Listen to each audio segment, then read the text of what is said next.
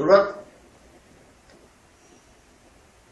आरएसएसचे प्रमुख मोहन भागवत यांनी जे विधान केलेलं आहे की आरक्षणाचं पुनरावलोकन झालं पाहिजे, याच्यावरती व्हॉट्सअपवरती शिकलेला दलित वर्गामधला आंबेडकरी समूहामधला रिॲक्शन देतोय आणि ती रिॲक्शन अत्यंत खेदजनक आहे। या पूर्ण आंबेडकरी चळवळीच्या कार्यकर्त्यांनी आणि बिगर कार्यकर्त्यांनी ज्यांनी रिझर्वेशनचा उपभोग घेतलेला आहे ते आता पळवाटा शोधत आहेत आणि पळवाटा शोधत असताना ते असं म्हणतात आहेत की आम्हीच का लढायचं, उरलेल्यांनी का लढायचं नाही। मुळात हा फायदा घेतला कोणी, तर ज्यांनी घेतला त्यांनी पहिल्यांदा लढायला बाहेर पडलं पाहिजे आणि म्हणून सर्व्हिसमध्ये जे लागले, स्कॉलरशिप ज्यांनी घेतली, फ्रीशिप ज्यांनी घेतली, त्यांनी या लढ्यामध्ये उतरलं पाहिजे, या लढ्याचं नेतृत्व केलं पाहिजे आणि इतरांना या लढ्यामध्ये सहभागी होण्यासाठी प्रवृत्त त्या ठिकाणी केलं पाहिजे।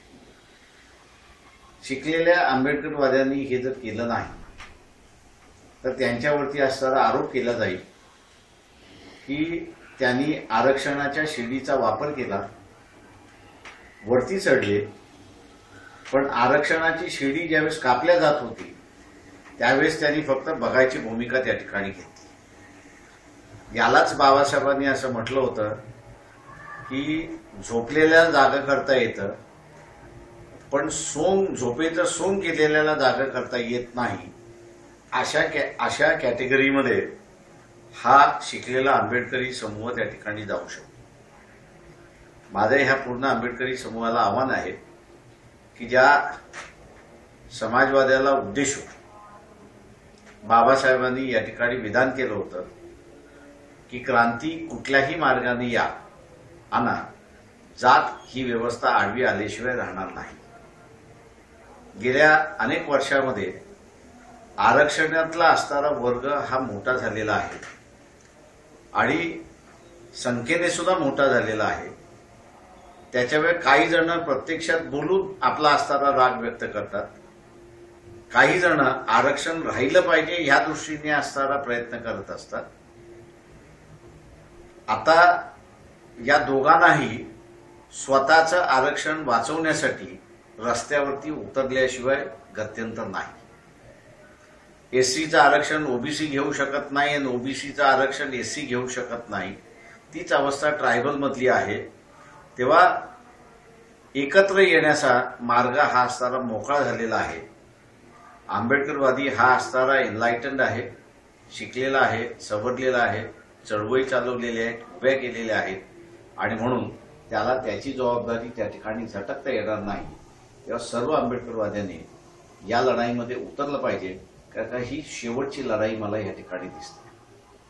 आरएसएसची सुद्धा आगंतुक परिस्थिती आहे की त्यांना त्यांचा अजेंडा राबवण्याची ही शेवटची संधी आहे आणि आपल्याला मिळालेलं टिकवणं ही शेवटची संधी आहे आणि म्हणून ज्या सोशल रेव्होल्यूशनची चर्चा बाबासाहेबांनी केली त्या सोशल रेव्होल्यूशनचा वेळ आलेली आहे।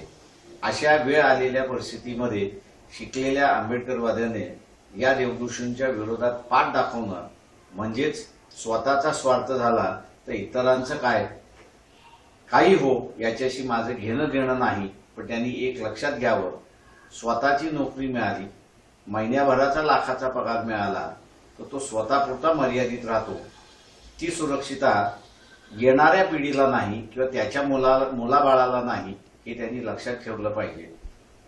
मिळवलेलं आरक्षण हे बाबासाहेबांच्या पिढीने मिळवलं, आम्ही असताना फक्त त्याची फळं खाल्ली।